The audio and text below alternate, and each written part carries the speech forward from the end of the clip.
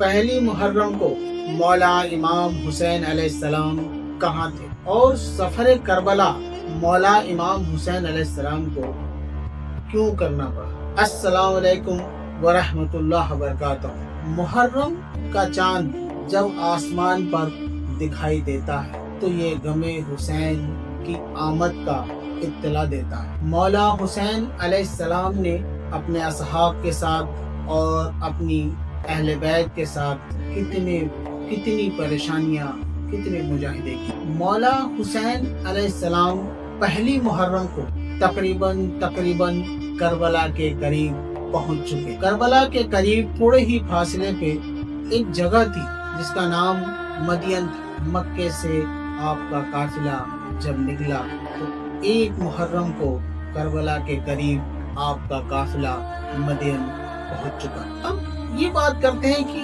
आखिर में मौला हुसैन अलैहिस्सलाम को करबला क्यों जाना, मदीने से करबला का सफर क्यों करना पड़ा। मेन अहम ये बात है कि आपको मदीना छोड़कर करबला के लिए क्यों निकला। यजीद तख्त पे बैठ चुका था और तमाम उम्मते मुस्लिमा उसके हाथ पे बैत कर चुकी थी। उसके तख्त के लिए, उसकी गद्दी के लिए अगर कोई खतरा था तो वो थे मौला इमाम हुसैन अलैहिस्सलाम। वो जल्द से जल्द चाहता था कि हुसैन मुझसे बैत करे, इसलिए देर न करते हुए एक कासिद फौरन मदीने रवाना किया।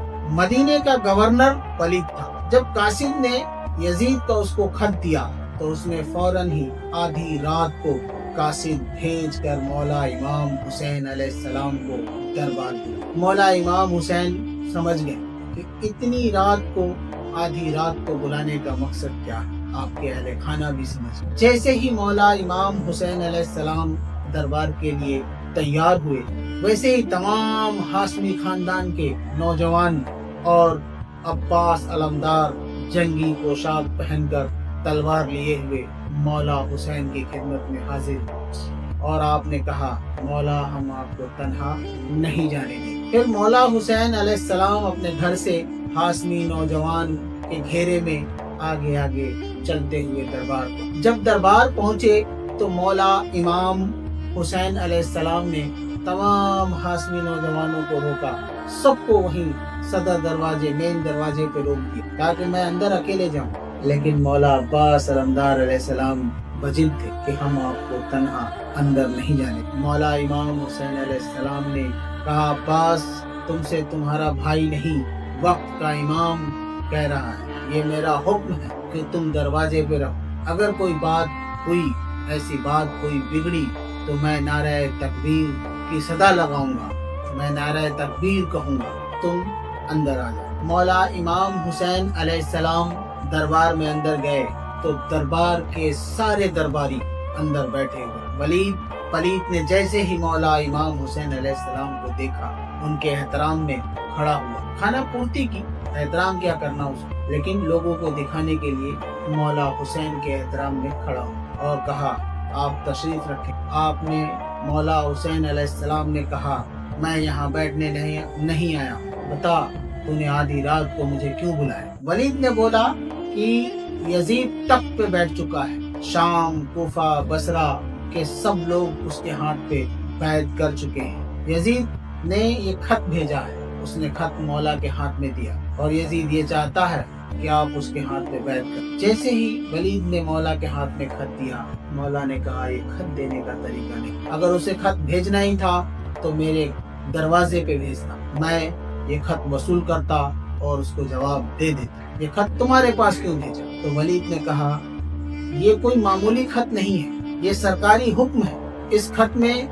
के पीछे एक तहरीर है जो मेरे लिए है, आगे खत में पैगाम है और पीछे मेरे लिए हुक्म है। तो मौला इमाम हुसैन अलैहिस्सलाम ने कहा, पैगाम क्या है और हुक्म क्या है। तो वलीद ने कहा कि पैगाम ये है कि यजीद ये चाहता है कि आप उसके हाथ पे बैत करें, और हुक्म ये है कि अगर वो बैत ना करे तो उनका सर तन से जुदा कर। इतना कहना ही हुआ वलीद का कि मौला इमाम हुसैन अलैहिस्सलाम जलाल में आ गए, आंखें लाल हो गई। और आपने आंखें लाल उसको देखी तो कहा, تجھے پتا ہے دروازے پہ کون کھڑا ہے؟